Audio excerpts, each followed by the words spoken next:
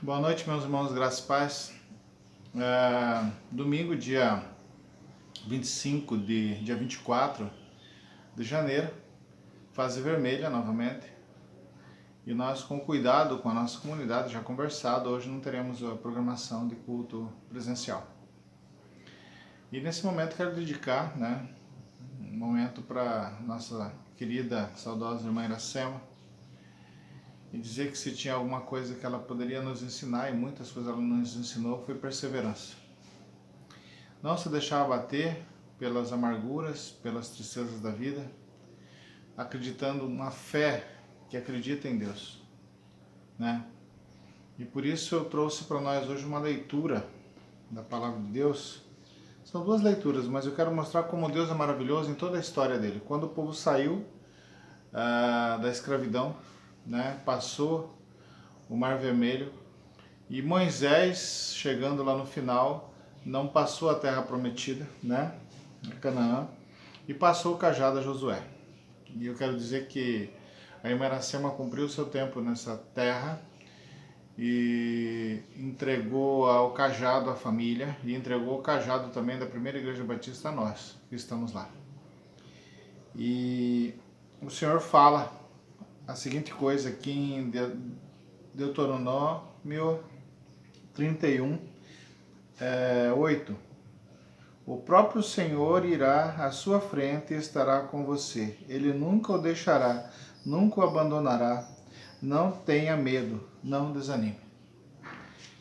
Nessa fase que nós estamos vivendo, nessa época difícil que nós estamos vivendo, né, com algumas perdas, né, e situações adversas, nós temos que crer, né, que o nosso consolo, a nossa confiança, a nossa firmeza está no Senhor Deus.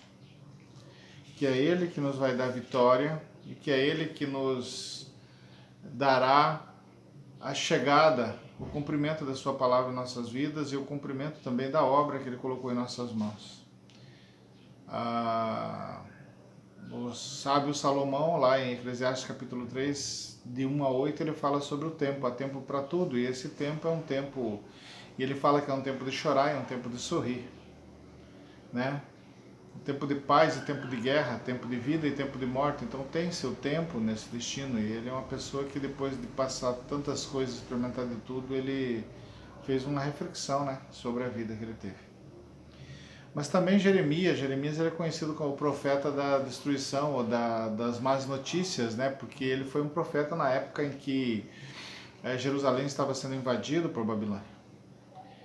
E no capítulo 29, né, de Jeremias manda uma carta para as pessoas que estão na Babilônia, que foram levadas para o exílio. E nessa época, né, do rei Joaquim, ele manda por quê? Porque todos os reis, as princesas, as pessoas, os líderes foram pegos e levados para lá. Então Jerusalém ela foi deixada ao esmo, né? Todas as pessoas foram levadas para a Babilônia, os principais, né? As famílias, e ali Babilônia ficou um lugar deserto. Nós podemos dizer que hoje em dia, do jeito que estamos vivendo, é uma situação difícil. Imagine essas pessoas sendo levadas para longe dos seus bens, da sua pátria, e o Deus era um Deus da nação de Israel, então levado para fora da sua nação, né? E os babilônicos cantando vitória, porque ganharam, e quando se ganhava a guerra, não se ganhava só de uma nação, se ganhava de um Deus. Mas o Senhor, Ele é maravilhoso. E o Senhor nesse tempo ele não fala para guerra, ele não fala para você entrar em choque, ele não fala para você não buscar o bem da onde você está, mas é interessante que nessa carta que Deus coloca no coração de Jeremias, ele fala assim, ó, no capítulo 4, ele começa dizendo bem assim, né, mandando essa carta. Assim diz o Senhor dos Exércitos, o Deus de Israel, a todos os exilados que deportei de Jerusalém para a Babilônia, ou seja, que ele deixou acontecer por algum motivo.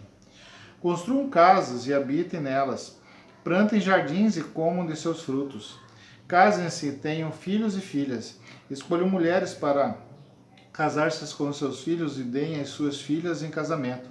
para que também tenham filhos e filhas. Multipliquem-se e não diminuam.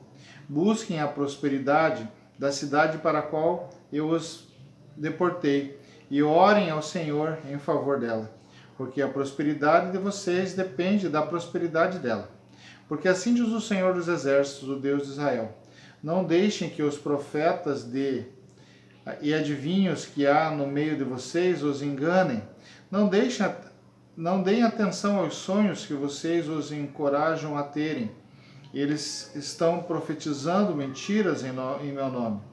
Eu não os enviei, declara o Senhor. Assim diz o Senhor: quando se completarem os 70 anos da Babilônia, eu cumprirei a minha promessa em favor de vocês, de trazê-los de volta para este lugar. Porque sou eu que conheço os planos que tenho para vocês, diz o Senhor, planos de fazê-los prosperar e não de lhes causar dano, planos de dar-lhes esperança e um futuro. Então vocês clamarão a mim, virão orar a mim, e eu os ouvirei. Vocês me procurarão e me acharão quando me procurarem de todo o coração. Versículo capítulo 29, de 4 a 13. Eu me deixarei, e o 14 diz assim: eu me deixarei ser encontrado por vocês. Amém? Consolação.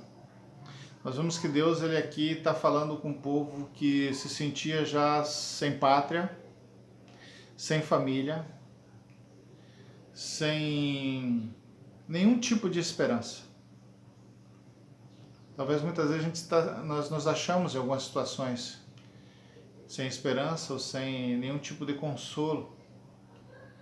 Mas é interessante o que ele fala assim: mesmo em meio ao que está acontecendo, mesmo em meio a vocês achando que não tem mais nada, meio em meio que vocês estão pensando que além de perder a batalha, perderam tudo que tinham, o Senhor diz para eles assim: continuem vivendo, continuem colocando suas mulheres, suas filhas e seus filhos para casamento, continuem plantando, continuem orando para onde vocês estão, multiplicando, porque eu sei o futuro que eu tenho para vocês.